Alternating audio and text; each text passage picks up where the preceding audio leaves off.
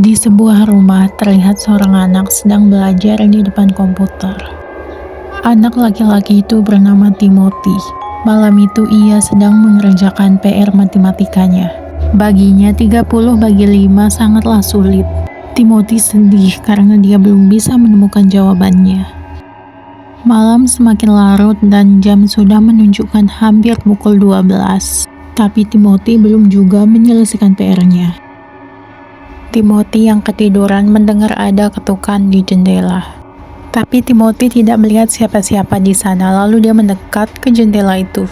Dia melihat ke sekelilingnya tapi tidak ada siapa-siapa. Di belakang rumahnya sangat gelap.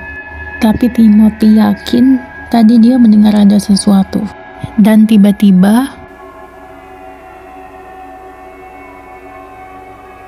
Timothy sangat kaget mendengar suara siulan yang berasal dari kegelapan di halaman belakang rumahnya.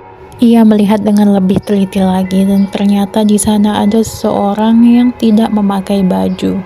Timothy yang ketakutan langsung menutup tirai jendelanya. Ia sangat takut namun juga kesal karena PR-nya belum juga selesai. Ia duduk lagi di depan komputer dan mencoba menyelesaikan PR-nya. Namun ia mulai sangat ngantuk. Ia pun ketiduran di depan komputer. Timothy kaget dan terbangun ketika mendengar ada suara ketukan di jendela. Timothy yang penasaran membuka jendela itu lagi.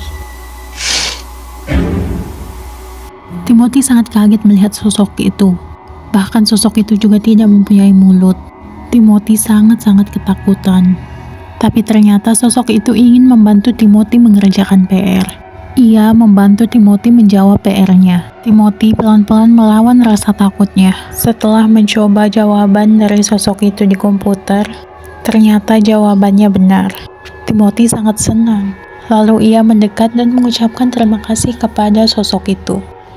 Timothy juga bertanya kenapa dia tidak mempunyai mulut dan bagaimana bisa dia melayang di udara seperti itu. Tapi sosok itu malah ingin masuk ke dalam kamar Timothy. Ia meminta Timothy untuk membukakannya jendela. Timothy sangat ragu. Lalu ia bilang, "Kita baru saja kenal. Datanglah besok dan bantu aku menyelesaikan PR. Aku akan mengajakmu masuk." Sosok itu pun mengiyakan dan pergi. Jam menunjukkan pukul 3 dini hari. Timothy telah tertidur pulas.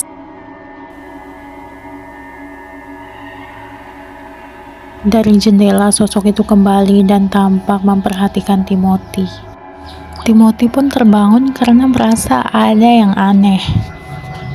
Timothy melihat ke arah jendela, tapi di situ sudah tidak ada siapa-siapa. Lalu Timothy pun kembali tidur. Pelan-pelan setelah Timothy kembali tidur, sosok itu memunculkan kepalanya lagi. Esok malamnya, seperti biasa, Timothy sedang mengerjakan PR.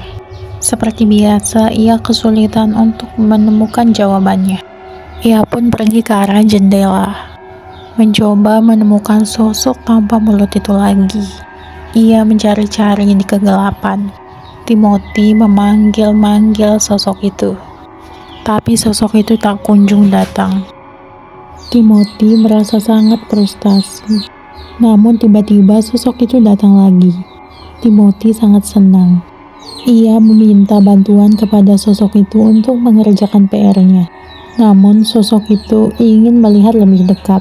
Akhirnya Timothy tidak keberatan untuk membukakan sosok itu jendela. Setelah membukakan sosok itu jendela, Timothy langsung duduk di depan komputernya lagi. Ia sangat bersemangat agar sosok itu masuk dan dapat membantunya. Tiba-tiba dari belakang, sosok itu mendekati Timothy.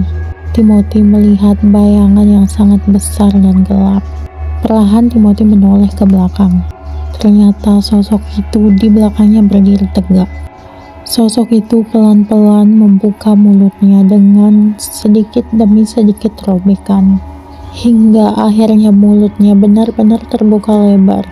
Timothy mulai ketakutan. Sosok itu sangat menyeramkan.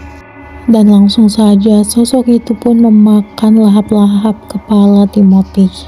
Timothy langsung tergeletak tanpa kepala. dan makhluk itu langsung menelan kepala Timothy bulat-bulat. Setelah menelan kepala Timothy, mulut makhluk itu pun hilang. Namun sebelum itu, ia memencet salah satu tombol di komputer dan membantu Timothy menjawab PR-nya. Lalu makhluk itu pun hilang tanpa jejak, meninggalkan jasad Timothy tanpa kepalanya.